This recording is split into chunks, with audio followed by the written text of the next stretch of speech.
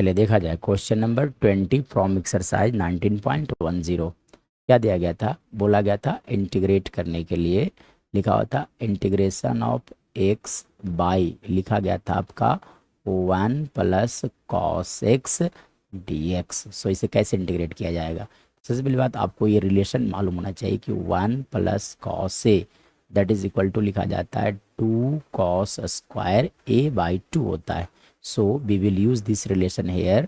तो x by 1 plus cos A that is equal to 2 cos square x by 2 into D X लिखे जा सकते हैं। चलो इसके बाद देखो तो 1/2 कांस्टेंट है, इसलिए 1/2 को इंटीग्रेशन से बाहर किया जा सकता है। ठीक है, इसके बाद अगर देखा जाए बाहर ना भी करोगे तो चलेगा काम, एक काम किया जाए बाहर नहीं किया जाए क्योंकि इसका यूजेज हो जाएंगे आगे चल कर करके। ठीक है, चलिए तब आप क्या करो कि एज इट इज़ रहने दिया जाए। ठीक है, अब आप लिख सकते हो देखो 1/cos that is equal to sec square होता है। So you can write here sec square x.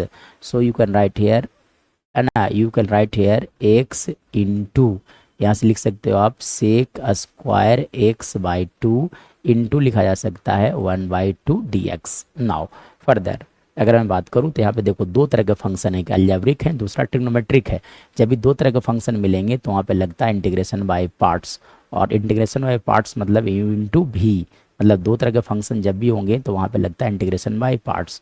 Integration of u into भी तो क्या होता है, पहले u को बाहर रखा जाता है, v को इंटीग्रेट किया जाता है, माइनस u डिफरेंशिएट होगा, फिर integration of V D X लिखोगे का होल dx लिखे जाते हैं। ठीक है, चलो अब आप क्या करो इसे आप u इंटू भी, अब u और v मानने का तरीका होता है दैट इज आइलेट।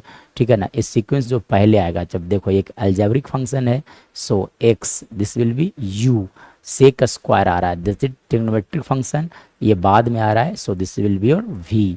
ठीक है, चलो अब आप क्या करो यहाँ से लिख दिया जाए, पहले u को बाहर किया जाए और इंटीग्रेशन किया जाए sec square X by 2 into 1/2 dx का, माइनस का साइन रखा जाए है ना, du मतलब differentiation of x with respect to x, फिर integration of sec square X by 2 into 1/2 dx का आप समझ सकते हो होल dx। चलिए इसके बाद देखा जाए तो x बाहर हो जाएंगे।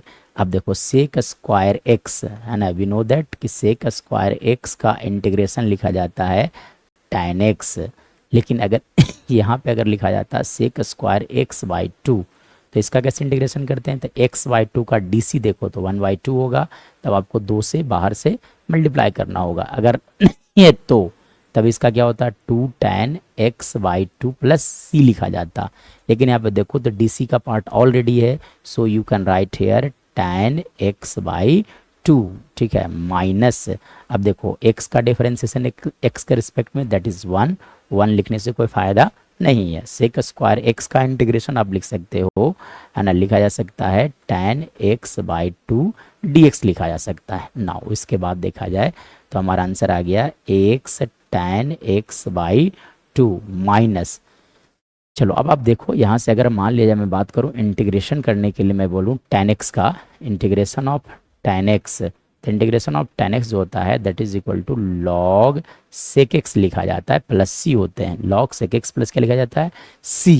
ठीक है, लेकिन कब, जब x का डी रहता है तब। ठीक है ना, मतलब अगर यहाँ tan x/2 अगर लिखा होता तो इसका डी आपको सेट करना पड़ता 1/2, इसलिए 2 से बाहर से मल्टीप्लाई कर दो, तब अब मेरा आंसर आता log sec x/2 लिखाता, यानी कि यहाँ से आप लिख सकते हो 2 log sec x/2 plus c, this is our right answer.